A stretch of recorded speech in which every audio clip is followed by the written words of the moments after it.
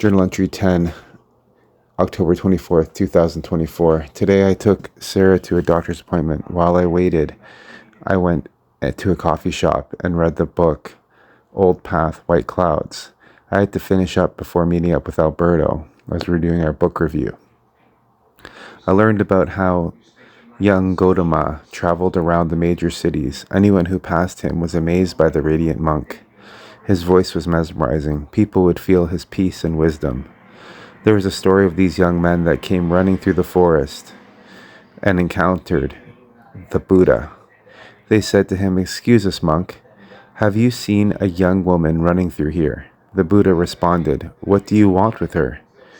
They said they made a plan to come to the forest and play music, and the girl would dance.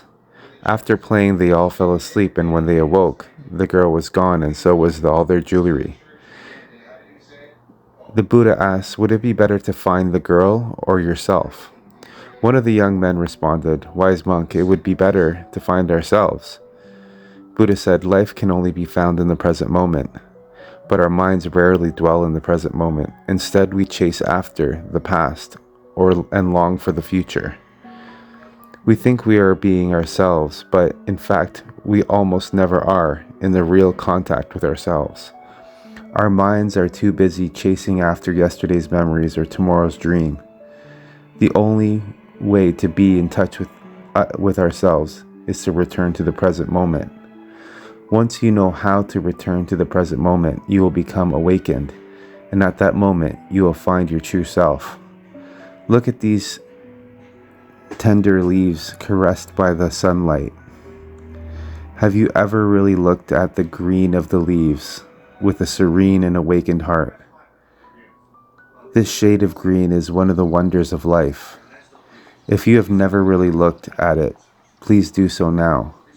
The young men grew quiet, with their eyes following the Buddha's pointed finger. Each of them looked at the green leaves gently swaying into the afternoon breeze.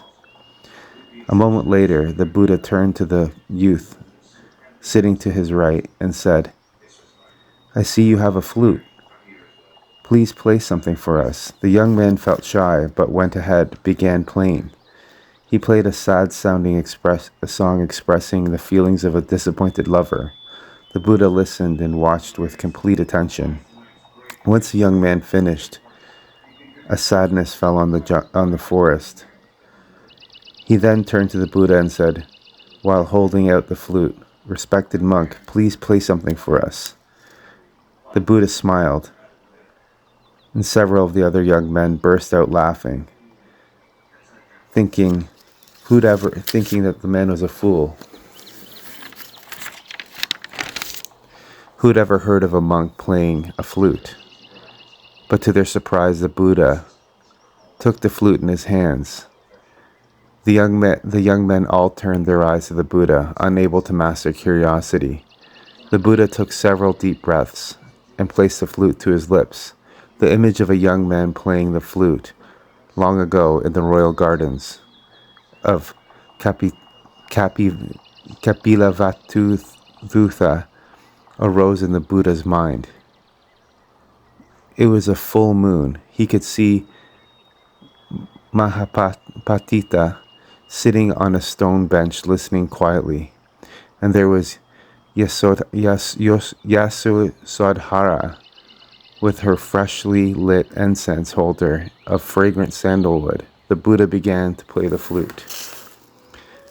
The sound was delicate as a thin strand of smoke curling gently from the roof of a simple dwelling outside Kapilavatthu at the hour of the evening meal. Slowly the thin strand expanded across the space like a gathering of clouds, which in turn transformed into 1,000-petaled lotus. Each petal a different shimmering color.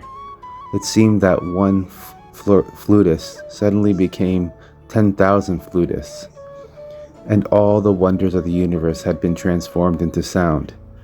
Sounds of 1,000 colors and forms, sounds as light as a breeze, and as quick as a pattering of rain, clear as a crane flying overhead, intimate as a lullaby, bright as a shining jewel, and subtle as a smile of one who has transcended all thoughts of gain and loss. The birds of the forest stopped singing in order to listen to this sublime music, and even the breeze ceased rustling the leaves. The forest enveloped in an atmosphere of total peace, serenity, and wonder. The young men sitting around the Buddha felt completely refreshed, and they now dwelt completely in the present moment, in touch with all the wonders of the trees, the Buddha, the flute, and each other's friendship. Even after the Buddha put the flute down, they could still hear the music. Not one of the young men thought about the young woman or the jewels she had just stolen. No one spoke for a long while. Then the young men to whom the flute belonged asked the Buddha, "Master, you play so wonderfully. I've never heard anyone who could play so well. Who did you study with? Would you accept me as your student so that I could learn flute from you?" The Buddha smiled and he said, "I learned to play the flute when I was a boy, but I have not played in nearly 7 years. My sound, however, is better than it was before." "How can that be, Master? How can your playing have improved if you have not practiced in 7 years?" "Playing the flute does not depend solely on practicing the flute. I now play better than the past because I have found my true self. You cannot reach lofty heights in art if you do not first discover the unsurpassable beauty in your own heart. If you would like to play the flute truly well, you must find your true self on the path of awakening." The Buddha explained the path of liberation, the Four Noble Truths, and the Noble Eightfold Path. The young men listened intently, and when the Buddha was finished speaking, every one of them knelt down and asked to be accepted as a disciple. The Buddha ordained them all. He then instructed them to make their way to Isipatana and introduce themselves to the Bhikkhu Kondana, who would give them guidance in the practice of the way. The Buddha told them he would see them again before long. That night the Buddha slept alone in the forest. The next morning he crossed the Ganga and headed east. He wanted to visit the children of Uruvela before making his way to Rajagadha to see King Bimbisara. I apologize for my mispronunciation of any names in all cities that I'm not familiar with, but this does remind me of something. But I first want to let you know that to find this passage in the book Old Path, White Clouds, you'll have to turn to chapter 25. It's called Music's Lofty Peaks, and it's on page 163, 164, and 165. Being in the present moment reminds me of the movie The Peaceful Warrior. That's all about getting to the present moment. In the movie, the man is a gymnast seeking out to become the best that he could possibly be.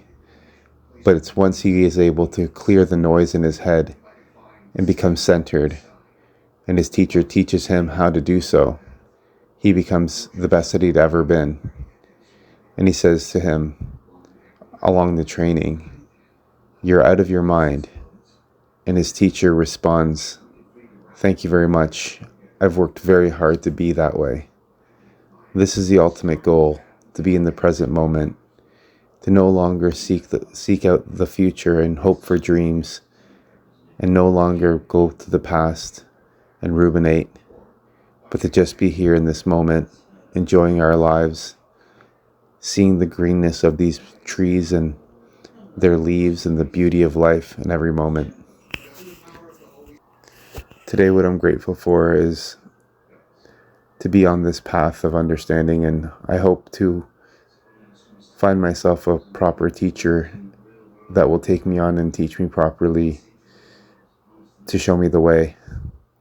But for now, I'm thankful for the literature that the Buddha left. And I take refuge in the Buddha, the Enlightened One. I take refuge in the Dharma, which is the teachings, and in the Sangha, the community of people who show us the way